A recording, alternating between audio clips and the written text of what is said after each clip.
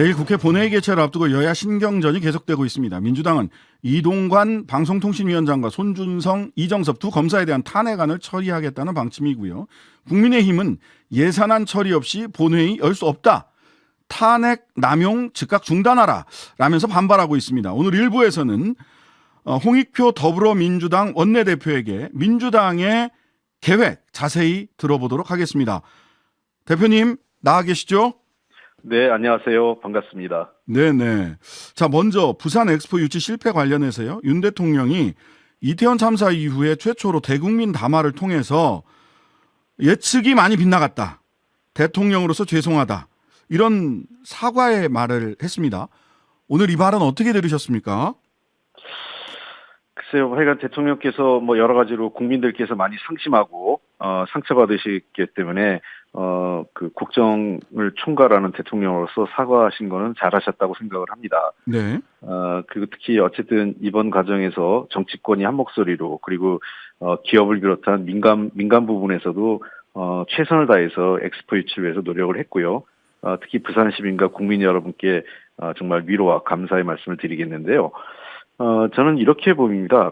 사실 뭐 지나간 얘기지만 저는 정부 관계자로부터 매우 어렵다는 얘기 많이 들었어요. 한 달 전에도. 아, 네네. 예, 그러니까 뭐 굉장히 어려울 거고 엑스포 사실상 뭐 사우디에게 이기기 어려울 거다. 네. 큰 차이가 나고 있는 것 같다라는 얘기를 정부 관계자들이 얘기를 했거든요. 네. 근데 이 분위기를 보면 그러한 현실적인 판단이 그 일종의 고위급, 그러니까 특히 대통령한테 제대로 전달 안 된 것 아니냐. 그러니까 지금 그 국정 운영에 대해서 대통령실과 대통령 그리고 정부 부처 실무진들과 과연 원활하게 소통이 되고 있느냐, 정부 내에서. 그 문제는 한번 이번 패배의 실패에 대한 책임 여부를 떠나서 소통이 안 되고 있는 부분에 대해서는 원인과 결과를 잘 따져봐서 이게 국정 운영에 좀 어떤 반전에, 그러니까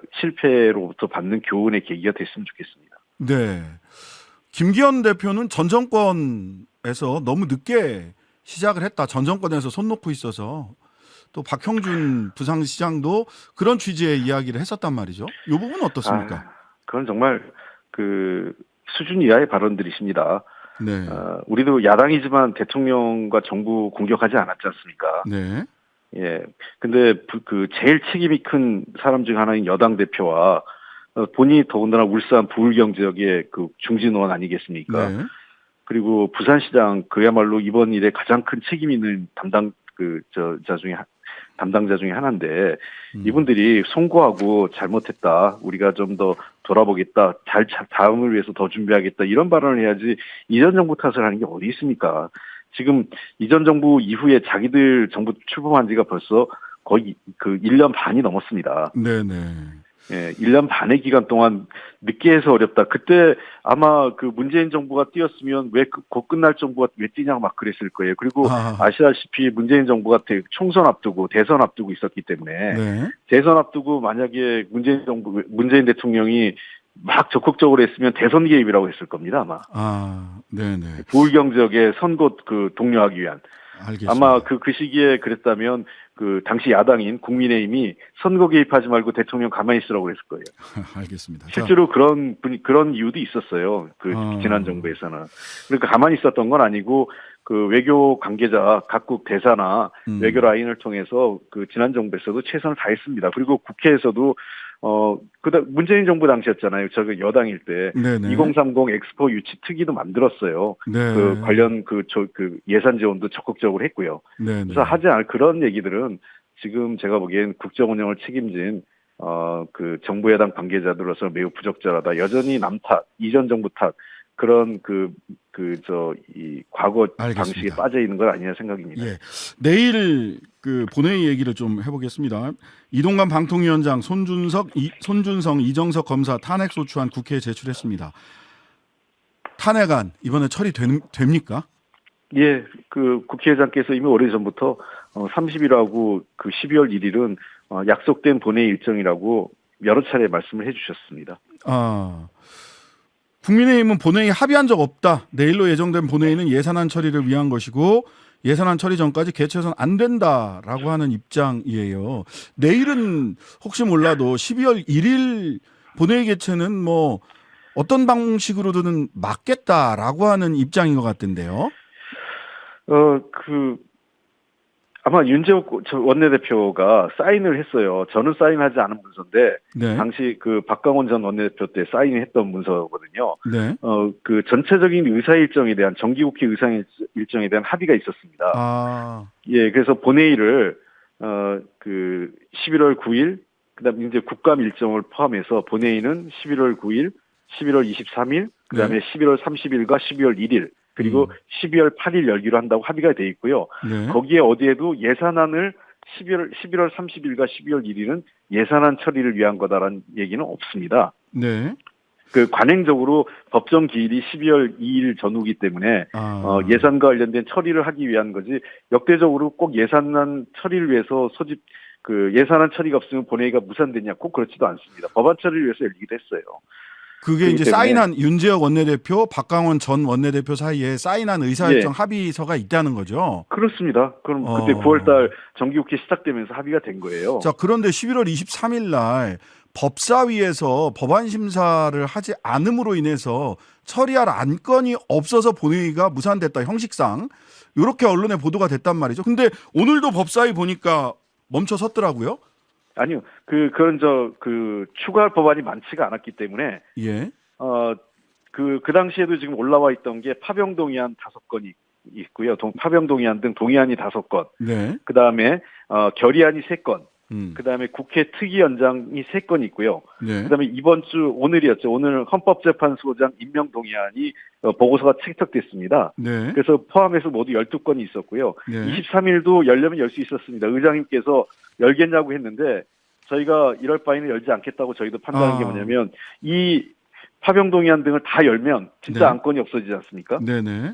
그래서 저희가 그 법사위가 정상화되지 않는 조건이라면 23일 열면 안 된다고 제가 생각을 했습니다. 네. 그래서 23일 그래도 열려면 이걸 갖고 열 수 있었고요. 의장님이 이러한 안건이 있기 때문에 열겠다고 했고, 이 안건이 30일 날 내일 처리가 됩니다. 그러면은 12월 1일 날은 보고서, 그러니까 그 탄핵안에 대한 보고가 이루어지지 않겠습니까? 네. 그 탄핵안이 보고가 됐기 때문에 24시간이 지나면 자연스럽게 그 안건이 됩니다. 네. 그러니까 12월 1일 안건은 이동관 방통위원장을 비롯해서 검사 2명에 대한 탄핵안이 안건으로 자동 상정이 되는 거죠. 네. 자, 법사위가 정상화되지 않으면 중대결심하겠다라고 그 우리 홍익표 원내대표님께서 말씀을 하셨고, 국민의힘에서는 협박 정치다 이렇게 얘기를 했어요. 중대결심 어떤 겁니까? 뭐 제가 지금 중대결심에 말은 하지 않겠는데요. 네. 여러 차례 법사위에 그 국회법 절차를 무시한 행태를 참았는데, 네. 이건 너무 과하다고 생각합니다. 네. 지금도 법사위원장을 소수당에게 주는 그 이유는, 어떤 그 다수당이 힘으로 밀어붙였을 때 법사위에서 최소한 그러한 안건을 일정 정도 제어하기 위한 최소한의 안전장치였거든요. 네. 저는 뭐 그 합의 정신에 존중을 합니다. 여러 차례 저희가 일방 처리한, 그러니까 저희가 단독 처리한 것이죠. 네. 저희가 단독 처리한 안건에 대해서 법사위에서 잡았던 건데, 저희는 그거에 대해서는 패스트트랙 절차 등을 통해서 본회의에 회부해서 처리해 왔거든요. 일정 시간을 숙려해서. 네. 그런데 지금 방식은 432건이 지금 계류돼 있어요. 그 네. 법사위에. 법사위에. 계류된 안건은 다른 상임위로부터 온 겁니다. 네. 다른 상임위로부터 처리된 거고, 대부분 다 합의 처리된 안건입니다. 네. 합의 처리된 안건을 처리하지 않는 거는, 이거는 명백하게 국회법 절차를 이 법사위원장이 권한남용을 하고 있는 겁니다. 그렇다면 법사위원장에 대해서, 김도우 법사위원장에 대해서 어떤 뭐 일정한 조치를 할 수 있다, 뭐 이런 말씀으로 들리는데. 예, 저는 이번 문제에 대해서는 그냥 넘어갈 생각이 없습니다. 반드시 예. 저희가 할 수 있는 그 모든 수단을 통해서 반드시 법사위원장과 그 국민의당에게 책임을 물을 생각입니다. 상임위원장 선출은 사실은 본회의에서 따로 하는 거죠? 네. 예. 본회의 다수당은 민주당이고요. 예. 자, 국민의힘은 물리력을 동원해서 본회의 개최 자체를 막거나 뭐 로텐더울 농성부터 시작해서 물리적으로 본회의를 막는 것까지를 상정하고 있는 것 같습니다. 만약 물리적으로 본회의 개최를 막는다면 민주당으로서는 어떻게 대응을 할 수 있을까요? 그거는 국회 선진화법에 따라 다 사법 처리될 겁니다. 이미 잘 아시는 것처럼 과거 2020년에도 국회법 그 국회에서 선거 관련 법안 공수처 관련 법안 통과할 때 막다가 여러 가지 불상사가 있었고 다 무더기로 기소됐지 않습니까? 네네. 그래서 국민의힘 의원들이 더 잘할 겁니다. 그때 기소된 의원들이 어떻게 돼 있는지. 네네. 그런 걸 감안하면 그 물리력 행사는 아마 못할 것으로 그 국회법 선진화법의 취지를 정면으로 거스르지 않을 것으로 전 봅니다. 네. 윤재욱 원내대표가 2+2 민생법안 추진 협의체를 제안했다. 국회의장 주재로 비공개 회동에서 하셨고 거기서 그런 제안을 했다라고 하는데 이건 어떤 의미로 받아들이고 계세요? 2+2라고 하는 건 하진 않았고요. 그 예. 자리에서 의장님께서 원내대표가 좀 더 적극적으로 원내대표들이 나서서 적극적으로 어떠냐 하길래 제가 그랬습니다. 상임위에서 일단 논의하고 있고 네. 제가 필요하면 원내수석 간 접촉을 하도록 하겠습니다 해서 그 정도인데 이것을 뭐 2+2라고 제안을 해온 거예요. 네. 저는 뭐 2+2든 3+3이든 뭐든 간에 법사위가 정상화되지 않은 상태에서 이런 그 접촉이 무슨 의미가 있겠습니까? 저는 그래서 제일 먼저 전제 조건이 국민의힘에서 이번 법사위 파행에 대해서 재발 방지와 사과를 전제로 해서 나머지 민생 법안에 대한 협의를 할 생각입니다. 네. 법사위 정상화 안 되면 2+2든 3+3이든 별도의 협상 통로를 만들 생각은 없다라고 하는. 할 이유가 없죠. 법사위를 안 하는데 논의하면 뭐 하겠습니까? 네, 알겠습니다. 자, 그런데 이번에 그 대장동 50억 클럽과 김건희 여사 주가 조작 의혹 등 쌍특검 법안도 뭐 11월 30일이나 12월 1일 날 올라갈 수 있다라고 언론에서는 예상을 했었는데 이번 본회의에는 안 올라간다면서요. 예, 그거는 제가 정기국회 인하라고 했기 때문에 네. 정기국회 내에 처리하고 이번은 처리하지 않을 생각입니다. 정기국회 내라고 하면 12월 8일 날 한 번 더 본회의가 있죠? 본회의가 여러 차례 있을 수 있습니다. 왜냐하면 네. 현재 예산안 문제가 남아 있지 않습니까? 네. 예산안을 처리하기 위해서는 통상적으로 본회의가 하루 이틀 필요합니다. 네네. 그 경우에는 뭐 여야 합의로 열리기 때문에 그 8일 이외에도 추가로 하루 이틀 정도는 본회의가 잡힐 수 있다고 봅니다. 네, 알겠습니다. 임시회 가능성도 있지 않을까요? 어떻습니까? 임시회 현재로서는 저는 현재 본회의 정기국회가 끝나고 나면 네. 정기국회가 마무리되는 대로 바로 본회의를 잡을 생각입니다. 임시회. 밀려 있는 법안이 너무 많고요. 저희들은 민생 법안 플러스 그다음에 국정조사 건이 여러 개 있습니다. 네네. 해병대 최상병, 최상병 관련된 국정조사, 그다음에 양평 고속도로 김건희 여사 처가와 관련 대통령 처가죠. 예. 김건희 여사 집안과 관련된 국정조사. 국정조사, 양평고속도로 국정조사 등이 있기 때문에 이런 것들을 처리하기 위해서라도 바로 본회의 임시국회를 열 생각입니다. 네, 어쨌든 정기국회든 12월 임시국회든 안에 특검법과 국정조사 관련해서는 반드시 추진을 하겠다라고 이렇게 이해를 하도록 하겠습니다. 자, 민주당 내부 상황 좀 짚어보겠습니다. 오늘 의총에서 선거제 개편 논의 예정인데 내일로 미뤄졌어요. 예.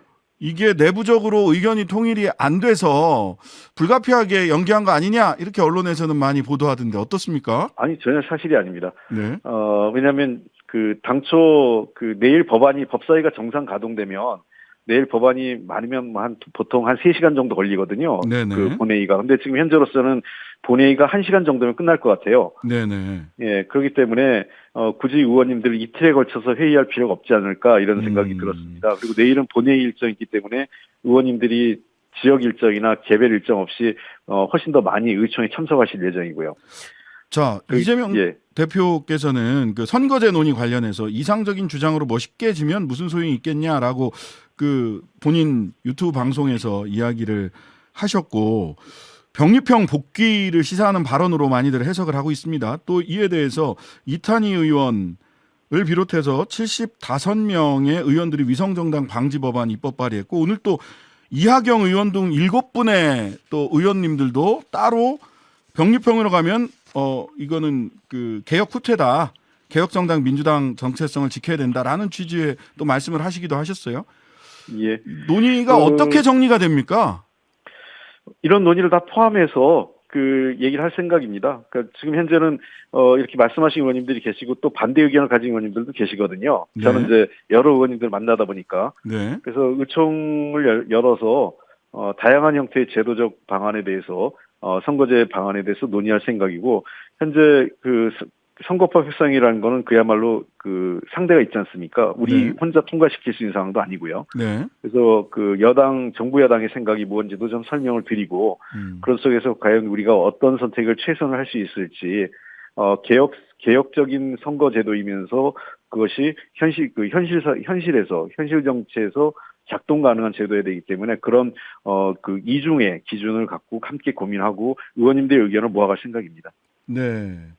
오늘 보니까 그 오늘 기자회견 하신 의원님들은 민주당 원내 일당 플러스 소수 정당들까지 해서 연대 연합 정치를 해야 국민의힘을 고립시킬 수 있다. 이게 현실에서도 훨씬 더 실리도 챙길 수 있다. 뭐 이런 주장을 하시더라고요. 예.